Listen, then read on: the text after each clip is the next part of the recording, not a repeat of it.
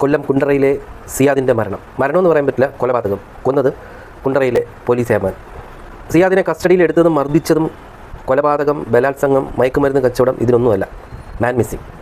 സിയാദിൻ്റെ വീടിൻ്റെ അടുത്തുള്ള 13 വയസ്സുകാരനായ ബാലനെ കാണാതായതിനെ തുടർന്ന് പോലീസ് നടത്തിയ അന്വേഷണത്തിൽ സിയാദ് ഈ പയ്യനുമായിട്ട് പലപ്പോഴും സംസാരിക്കുമായിരുന്നു. അങ്ങനെ സംസാരിക്കുമായിരുന്നു എന്നുള്ള ഒരൊറ്റ കാരണത്തിലാണ് FIR പോലും രജിസ്റ്റർ ചെയ്യാതെ, അറസ്റ്റ് മെമ്മോ കൊടുക്കാതെ, അറസ്റ്റിനുള്ള റീസൺ പറയാതെ, അസുഖത്തിന് മരുന്നും കഴിച്ച് സെഡേഷനിലായിരുന്ന സിയാദിനെ കുണ്ടറ പോലീസിൻ്റെ ജീപ്പിൽ കൂട്ടിക്കൊണ്ടുപോയി ജീപ്പിലിട്ട് തന്നെ അഴികൊടുത്തത്.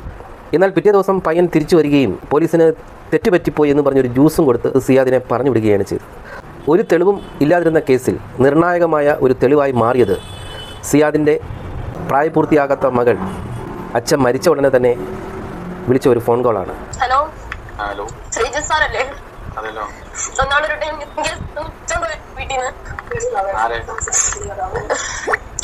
ഒരാളെ രാത്രി കിടന്നുറങ്ങി വിളിച്ചോണ്ട് വന്നു. പാർവതി എന്ന് പറയുന്ന വ്യക്തിക്ക് വേണ്ടി ഓർത്തെടുക്കുവാണ്.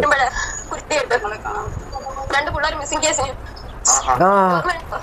ഇപ്പൊ പുള്ളിക്ക് ഓർമ്മ വരുന്നുണ്ട്.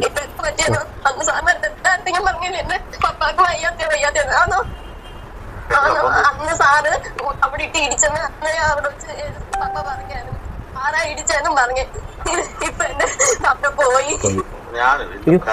എന്തോ കാര്യം അറിഞ്ഞില്ല കൊണ്ട് സാറെ ആശുപത്രി പോയി ആരാ ഇടിച്ചെന്ന് വെച്ച് നട്ടല് മൊത്തം സീരിയസ് ആയിട്ട് കിടന്ന് പോയി. അച്ഛൻ മരിച്ചു പോയി. കണ്ടാ ഇപ്പൊ നിഷേധിക്കുന്നു.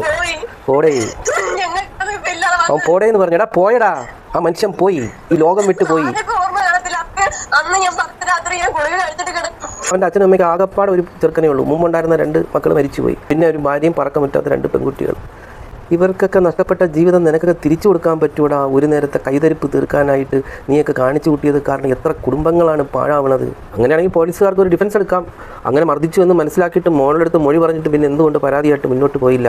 തിരിച്ച് റിട്ടേൺ കംപ്ലൈൻറ്റ് കൊടുക്കുന്നതിൻ്റെ കാര്യം ഞങ്ങൾ പറഞ്ഞു. ഇപ്പം പപ്പാക്ക് ഭയങ്കര പേടിയായിരുന്നു. വണ്ടിയിലൊക്കെ ഓടുന്നതിൽ പോലീസുകാരല്ലേ എന്തെങ്കിലും ഒരു കിട്ടിക്കഴിഞ്ഞാൽ ഒരു കള്ളക്കേസ് എന്നെ കൊടുക്കത്തില്ലേ, അന്നേരം അങ്ങനത്തെ പേടിയായിരുന്നു. പേടിയാണെങ്കിൽ കേസിന് വഴിക്കൊന്ന് പോകണ്ട, അതുകൊണ്ടാണ് പോകാൻ. പരാതി കൊടുത്ത പെൺകുട്ടിയും വ്യക്തമായിട്ട് പറയുന്നുണ്ട് ഇയാളെ ജീപ്പിൽ വെച്ച് അടിച്ചത് ശ്രീജിത്ത് എന്ന് പറയുന്ന പോലീസുകാരനാണ്. എന്തോ കാര്യം പറഞ്ഞപ്പോൾ അടിച്ച് വണ്ടി കണ്ടിട്ട് അടിച്ചപ്പോൾ സിയാദ് പറഞ്ഞ ശ്രീജിത്ത് സാറ് അടിക്കുന്നത് അവർ കണ്ടു എന്നും പറയുന്നുണ്ട്.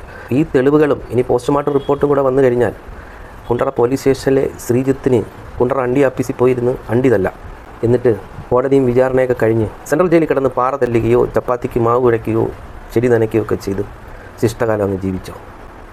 ഭഗവാനെ, സത്യം ജയിക്കണേ. സാറാ ഇടിച്ചെന്നും പറഞ്ഞ് തെളിവുണ്ട് സാറേ.